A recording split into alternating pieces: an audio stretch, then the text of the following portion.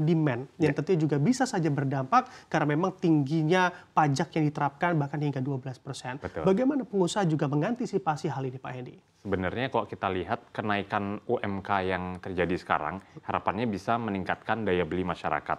Tapi sejatinya inflasi juga ikut naik gitu ya, diikuti dengan kenaikan inflasi. Sehingga tidak terlalu berdampak sebenarnya kenaikan dari segi UMK yang diputuskan oleh pemerintah agar bisa menaikkan daya beli. Kenapa? Karena daya serap lapangan kerjanya pun sebenarnya juga terbatas. Sehingga masih kita lihat teman-teman yang masih menganggur, belum terserap di penciptaan lapangan kerja dan sebagainya, dan penciptaan entrepreneur sendiri kaitannya supaya bisa lebih banyak lagi job opportunity yang bisa tercipta itu belum sepenuhnya berhasil terrealisasi. Sehingga harapan kami ya betul adanya kenaikan dari segi PPN, cukai yang nantinya akan terasa langsung oleh masyarakat sebagai konsumen itu bisa ditunda dulu, terutama menunggu kondisi ini sudah stabil, sudah membaik, sehingga setelah itu sudah oke, baru kemudian bisa dikaji untuk dilakukan evaluasi kenaikannya. Oke, baik. Kita mencoba mengevaluasi kenaikan pajak PPN begitu di 11% atau di angka 11%. Apakah memang Anda melihat sebagai pelaku usaha sudah ada penurunan dari demand tersebut? Nah, sebenarnya kalau kita sendiri melihat terjadi, betul, walaupun diikuti dengan daya beli juga yang belum naik, sehingga ini menjadi efek domino. Satu sisi market ya akibat kondisi global ya, kita lihat ada perperangan secara global dan sebagainya.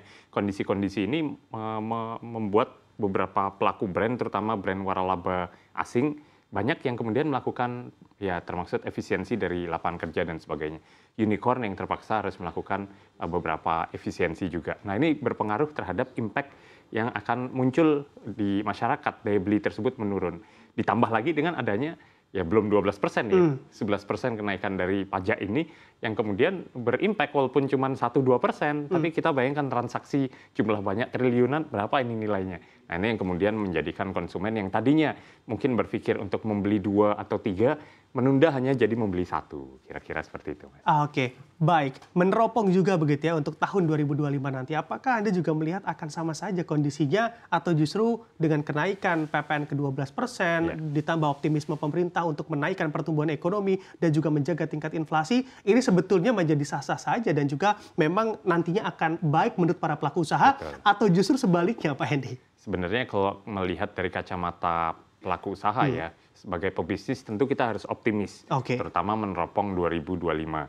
Ditambah lagi dengan salah satu kebijakan dan goals yang sudah disetting oleh pemerintah untuk menaikkan sampai ke 8% ekonomi kita. Tentu ini harapan yang sangat bagus.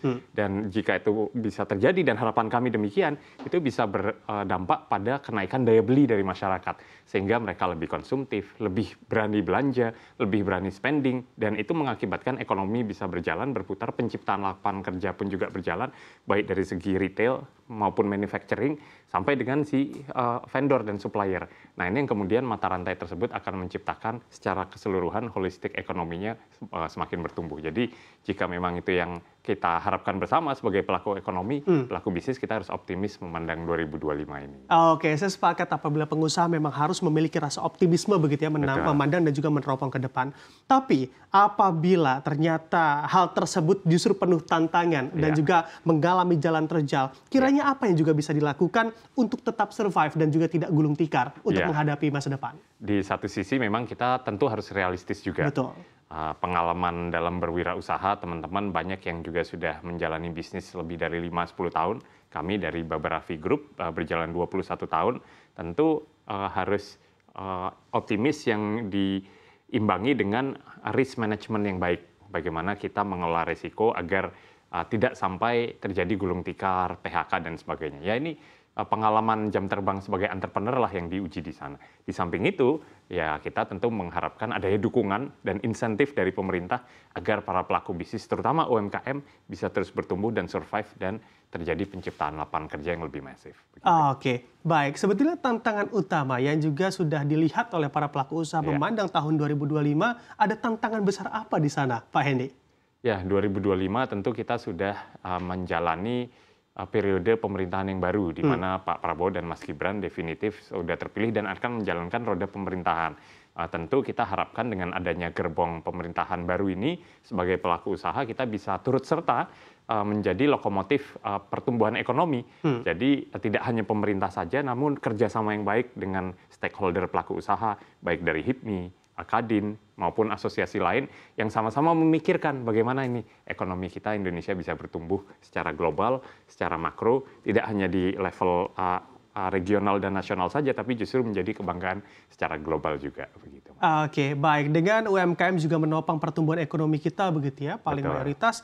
Ini kiranya dukungan apa yang sebetulnya dalam 10 tahun terakhir juga cukup dirasakan bagi para pelaku usaha UMKM, Pak Hendy?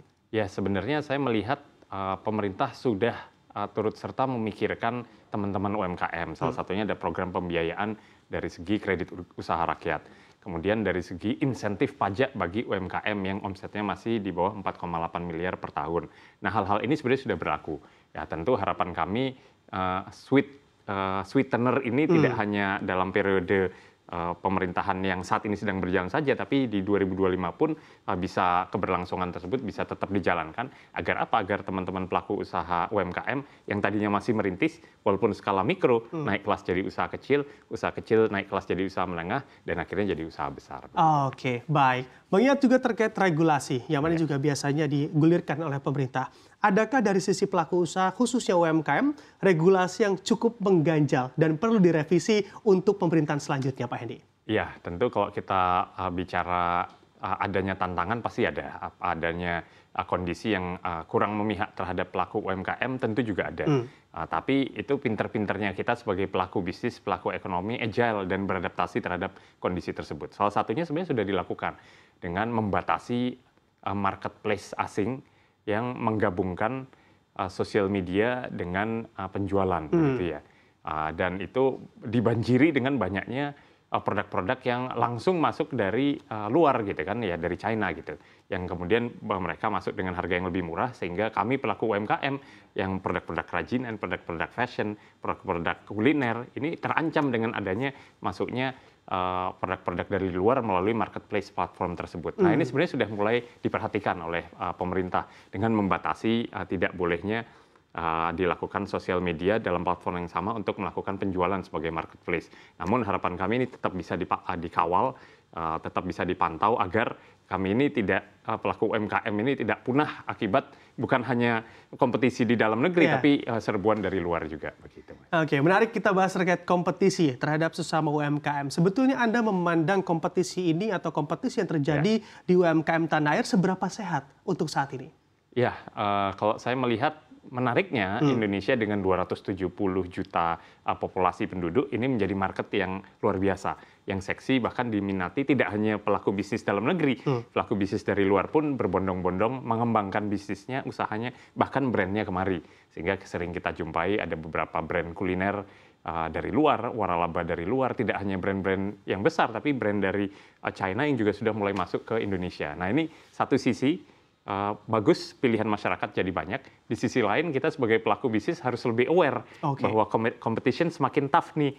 Butuh inovasi, kreativitas, berpikir out of the box agar bisa survive dan memenangkan market, dan legacy tersebut bisa turun. Harapannya tidak dalam waktu bisnis yang short siklus, tapi bisa menjadi short bisnis yang siklusnya jangka panjang, bahkan bisa diwariskan ke anak cucu kemudian. Oke, itu yang diharapkan Pak Hendy ya.